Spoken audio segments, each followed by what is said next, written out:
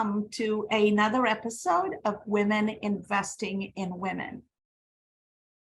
Robin and I are so excited to week after week bring, profile, and showcase amazing women who acknowledge and are grateful for the fact that other women have invested in them and how they are paying forward to invest in other women. And the mental image I want you to conjure up is we each as women have the light inside of us. And when we give ourselves permission to shine our light and leverage the light inside of us to light up the path for other women, all of a sudden we have this collection of lights all shining bright. And just because we help light up another light, ours doesn't get any dimmer. Actually, our environment gets brighter. And imagine lighting everybody up in a row, and we are creating a runway where every woman can take off and live her purpose and safely land on her dreams because she has that support system, she has that light guiding her, and she has that landing strip that gives her that safety and comfort. To have an impactful conversation today, I have my dear friend and former colleague, Eva Szczgiel. Eva, welcome to Women Investing in Women. Thank you, Kiz. I appreciate you for your invitation. Thank you, Eva. Thank you. So Eva and I met when I became a young CFO at Aon, and Eva was already working in the accounting department, and I inherited her. And my group was made up of a few women and a few men. And surprisingly, most of the men were American born and raised, except one was Russian. And the women were all immigrants, so Polish, Vietnamese, Belizean, Indian. So one of the things I consciously did is made sure that we integrated everybody and helped everybody understand to respect each other's accents, to respect each other's cultures, and build that respectful team that gave space for everybody. And Eva was one of my team members who truly shined very bright and helped build that culture. As a young mother, she knew what it took to build a team. So Eva, as we get started, take us back to your immigrant experience. You are from Poland, coming to America and establishing a career in America is not easy. And having an accent and coming from a different culture, even though it's European, that is not always easy either. There is always things that you have to learn to deal with and build the confidence that your accent is sexy and your knowledge is still valuable regardless of where you come from. Talk about how that experience was and how you were able to lift yourself up and the support you got doing that. I think so. It's like you said, it's CAS. It's basically, the start was very difficult. It's a very difficult journey of being an immigrant, having the accent, in addition to it, and being a woman. It's a journey that's, not all the companies accept to it. People, women, like myself, because it's being criticized, I'm a woman. You might, when you meet with the VPs or high management, that accent is going to be difficult to talk to people. They won't understand you. So it's a judgmental. The first thing is being judged already, because when you speak that first word and they hear that accent, it says, oh no, that person won't work for me because she has accent, and nobody will understand it without truly asking the question, what is that person with, what her experience is, what can she do and what can she bring to this company. So I think that's this thing that needs to is the facing is, how do you manage, kind of discuss your accent, but not at the same time, because that's what your culture is. But you have to just make sure that, you continue to talk and tell the interviewer, whoever you talk to, he says, don't look at my, my baker is very strong. It's, coming to America is a big challenge, big step into the world. If I could do that, I know I could do anything else in my life. Oh, I love that. I love that so much. And I was fascinated by the fact that you came, well, like Cass, you came to America as a teenager. And even though, yes, you came with a family member, that took a lot of strength of character to make that journey.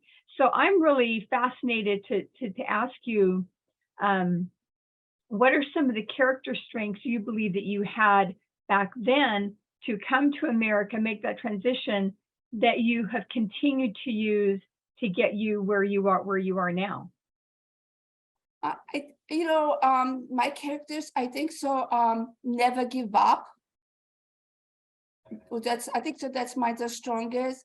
If people close the doors, I try to put my foot in between the doors, because I want to see that opportunity, and it's always a fight. And I'm not going to quit on the battle. I'm going to try my best. Some journeys, I might not accomplish or get through those doors, but my thinking is, if I can get into this door, there's a next door that will.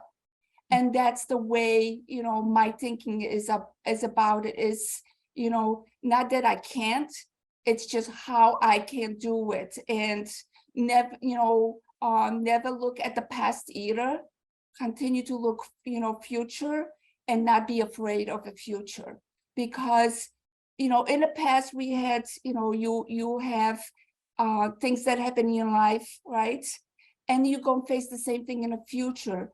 But we can't live that way. We can't live with the fear to it. So we just continue. I would say, like the phrase says, you close the door, the window, the next door is open. Those kind of things, that different things that I learned, heard, I use it for myself to keep moving. My journey is not over. There's still great life with me, and there's a still great journey that's coming up to it. Sometimes it's just, mostly sometimes it's not the right timing, but there will be a right timing to it. Beautiful. I love that. I love that. A lot of vim and verb. Yes.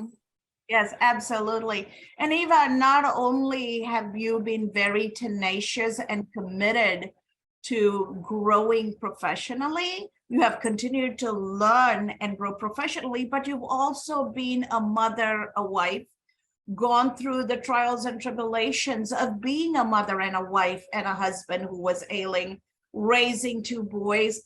Talk to us a little bit about how, as a woman, a professional woman, an immigrant woman, you have managed through all of that, and the sisterhood and the support system that you have built, because you've invested in it to be able to draw from it.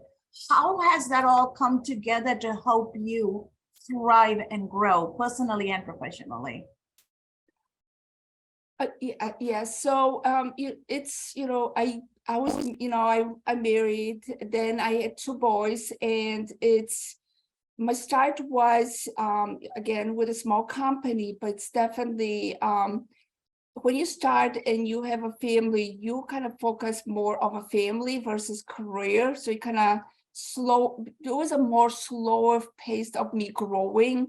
That's why I worked my first job basically for 7 years, because at that point the career was not as important as a family. I had to make sure that I manage my family, my boys, make sure that my family, my boys are raised correctly, that I'm there available for my husband, for my kids. So the time, I said, these are my, hours that I would spend.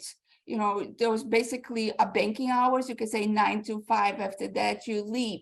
But also it's, you can, because it's about almost 30 years, those jobs, working environment was different because we did not have the technology. We had the computers, but nobody had laptops. Everything had to be on the office computer. So once you said, close, you left the company, you left for home, you closed that, logged off, and you move on. And now that's when transition came into your being a wife, a mother, and you did what you could, you did that way. As the years, progresses, as the kids were growing, we were more, more active. So that's even more challenge because you're constantly, you have to go, if they had activity, you have to go and say to your managers, I have to leave because I have to go and see my son, go play ball or go run, those kinds, or we have a play to it. So those, you challenge yourself, you kind of try to manage within your mind. You set things in your mind, basically, with the schedules, what needs to be done, and you kind of lay it within each company as you transition and say what's important. However, as they were getting older and going to a bigger companies, it was getting more difficult because expectation from the companies were greater to it. It's not no more 9 to 5 job. Now you have, technology, you could work from home. You could, I was more focused now trying to get what needs to be done. The way I did it, basically to keep everybody together is, I make sure that my boys went, my husband went to work. I took my boys to school. And then also I either had, daycare in the morning or daycare after school to pick it up. So I had to have different sources to manage when I was at work time. So that's basically, how I manage kind of my life with it. Once I came home, I started working with, making dinners, to have that time with the boys, especially, not just playing, but also educating, because, when they're in school, you make sure that they do their homeworks. It's number one. We want to make sure that their education continues and, and grows, because I don't want them to be failures in life. Yeah. So if the demand was that if I didn't finish something at work during the working hours, I would make sure that my boys went to sleep, my husband went to sleep, or went to watch TV. I would log on to the computer and work for a couple more hours in the evening to accomplish the deadlines. My key is, I'm very strong believer that if there's things that needs to be do, and you have deadlines, that I need to achieve those deadlines. Mm-hmm. Beautiful. It sounds basically, it sounds like you worked very hard and were very conscientious on that work-life balance, which is definitely a struggle for women, especially for mothers, trying to find that balance in definitely attending to your family. And it sounds like you've done a really good job, or you've really been very conscientious about that. I'm wondering if you could speak to some of the, I first of all say, to me, it's a revelation that companies need to be more sensitive to women's issues and family issues, And hey, if you need to go see, this employee needs to go see Johnny, play in the basketball game, then the next employee, will fill in. And then when someone else needs to go to watch Susie in her ballet, others fill in. I think that there could be more humanity and more awareness on that, and your revelation that is absolutely the case. I'm interested in learning about or hearing about, the women, your perception of the women who helped you along the way, not only family members, but work members. Obviously, Cass is one of those, but can you speak to some of the women and how they were able to help you, how you were able to perceive that as help and manage that with them? So I think so. Cass is really like the first one that's really been very supportive of manage that life work balance to it. She will kind of direct you.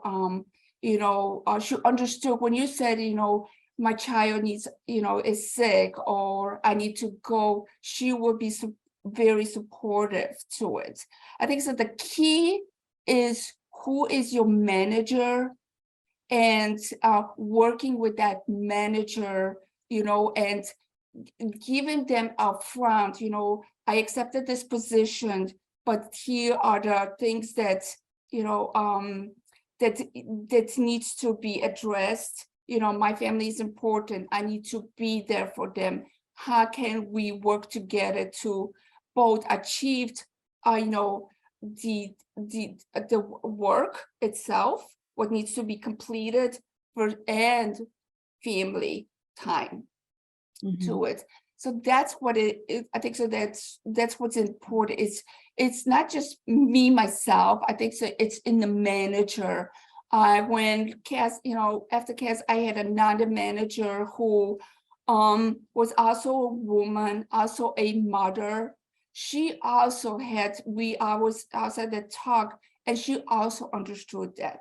So I think so having, that's definitely dialogue with them and build that trust. I think so. The word is trust is very important, that they know, the manager knows that no matter if you leave or you're not there physically in the office, not working, that you still go get done after the hours to it.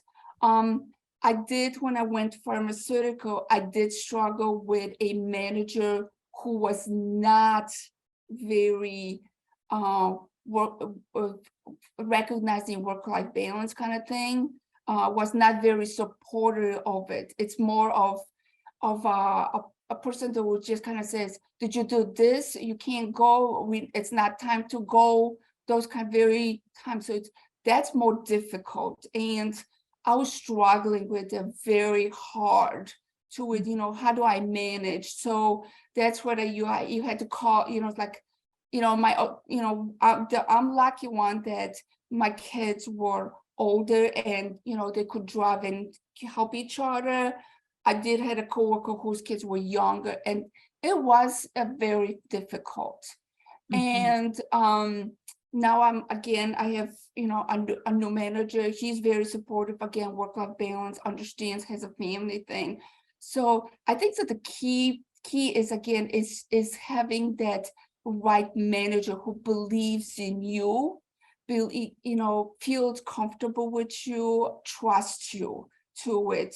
And no matter if you're sitting in front, back of that manager, face to face, or are you, in your own home and doing that, the job that are you required to do. So that's, and, I'm not the only one. I see other women struggling through the same thing over my years through it. It's for a woman, it's so much difficult than for a man to do it. And I wish that all the organization just say, this is our, for all the women, but not even women, because you have a lot of parents, men too, right? That taking up the sons, which my manager does have too. He's divorced, and he makes sure that he's there for his son. But I think so it's very important for companies to really recognize that, even though there's a work-life balance and, it's just a, 3 words, work-life balance, work-life balance. A lot of that, they don't recognize what's really truly work-life balance to it. And I'm struggling now with this company because expectation of the company is putting 15 to 16 hours a day. That's not management. That's not management to it. So you bring up two interesting points, Eva. Trust is important, but then the organizational culture is important, right? Yes. What I always find fascinating is the Western definition of work is paid work. But 75 to 80% of the unpaid work for family and society are done by women. And that is not considered work, and it is never included in the equation. So I always question, how can you balance 3 things? Balancing requires 2 things. Paid work and life are 2 different things. Men only have those 2 for most part. Women have to take time to give birth. Women have to take time to raise the family. Women have to take time to run the household. And women have to take time when their husbands get sick to take care of them. When women get sick, it's her sisters, her mother, her aunt. Other women take care of women, men don't, right? So we have a society that understands the nurturing need of women. There is no society without women. So why are we creating an equation that requires paid work balanced with life? What about the unpaid work? So that is I'm very conscious about. And one of the ways I have continued to build my team is my whole team is involved. We sit down and talk about what is going on in our life. Who has the bandwidth to step in and help? And one of the things I consciously did is my entire team, spouses and kids, came and spent a day with us in the summer and day with us in the winter, because we needed everybody to know everybody. Spouses need to be each other's support group, and children needed to know each other. Because if your mom or dad says, I'm too busy, I have a deadline, then you call me. We will make sure somebody from this team, one of your extended family, will be there if your parent is not, right? And we've always made sure when a mother or father had to be there, the rest of us pitched in and helped. It didn't matter. The rule in the team was we do everything except toilet and windows. Okay. Yes. So, and that attitude allowed us to work through 9/11. We supported our entire East Coast from Chicago after 9/11. We lost our entire office in Twin Tower 2 and our entire data back up in Twin Tower 1. So Eva, talk a little bit about that experience and our sisterhood, that Aeon Sisters that we built that to this day shows up for each other. Oh, it's definitely, I would say that having that, I would say the sisterhood, but that really strong relation between, 4 of us, you can, I don't think so there's even words for it. It's like, it's so strong. And like Cass said, no matter what needs to be done, we were there for each other. There was, everybody had a struggle with their life. There's something always in their life that impacted, and each of us would sit down and say, what's happening to you? How can we help to it? And everybody's, just say, we talked about it. We brought different solutions to it. How can we help in being there? It's just always saying the word, it's gonna be okay. You're gonna be okay. Don't worry, you can't finish. We will help. I know, Cass was our leader, but she was not only a leader, she was actually a worker too. She would roll those sleeves up and, say, let me help you. So all of us could achieve it and make it through it. So it's, and having, build that bond, the word is bond, I guess, through the years with Aeon, kept us going for the last 15 years, 15, 20, 15, 16 years. We've been for 16 years, we making sure that we are there for each other. We have, we text to each other, we call each other, we see each other.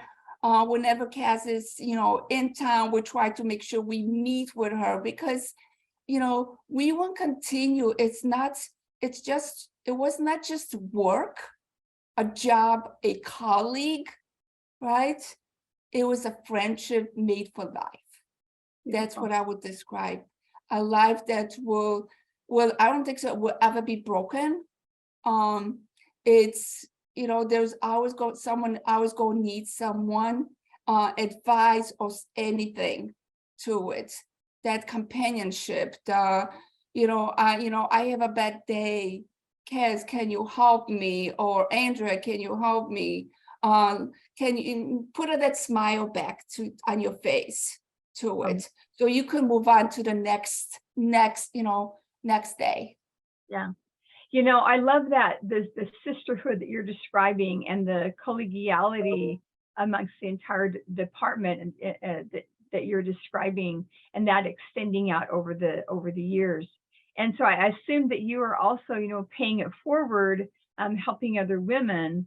And I know that Cass has acknowledged that as well. Do you have a few like golden nuggets of just a few things that you could share with the women who are listening to this broadcast or will be listening to this broadcast? Some golden nuggets in both, as one of our other guests said, you have one hand back and then you have one hand going forward. Do you have any little golden nuggets that you like to share with us along those lines?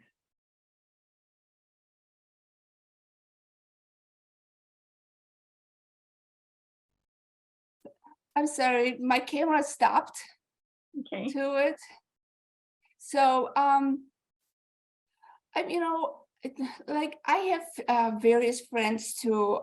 Basically, I have various group of friends. I'm not only going to say I'm a friends of, AN Sisterhood. I have friends of other groups, and the reason I have that is because each group or each person that I build that friendship relationship gives me something in my life.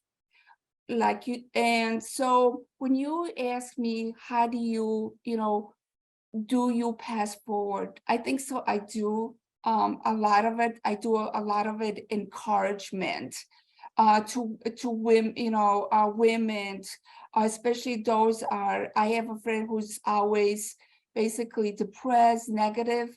I try to put the light for her. It says, don't look at the past, things that happen. Look, what can you make yourself happier? How can I help you to think positive? So those kinds, I have a group again with women who will focus more of, old friendship that didn't now worked out. And just speaking, I'll continuously talk about it. It says, it's done. Exit that world, move on to the future. What do you want to see it now? What is your, what do you want to bring out of it now? This, don't go the same path. What is the new path you're going to take? So you don't repeat what was done before. So it's different ones, but I think so that's what keeps me going in having those different relationships with different women. And I keep telling women about myself, the strength of myself. Like I told you, my journey to it. I faced, you could say, I faced coming to this country. I faced,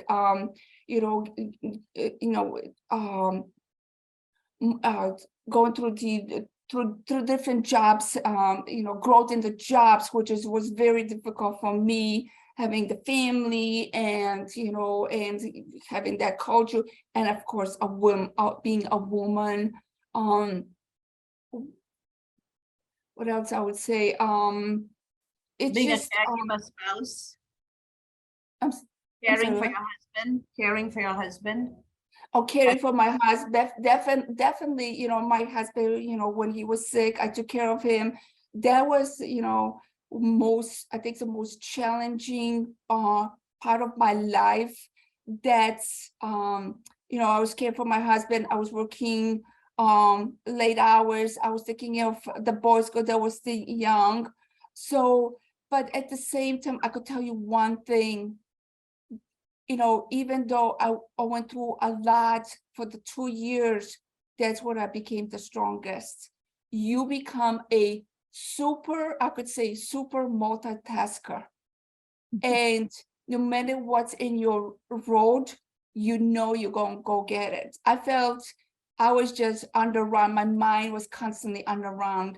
And I think so that's where a lot of times my story will come in when people says, I'm overwhelmed. I says, no, you're not overwhelmed. Let me tell you my story, the 2-year story.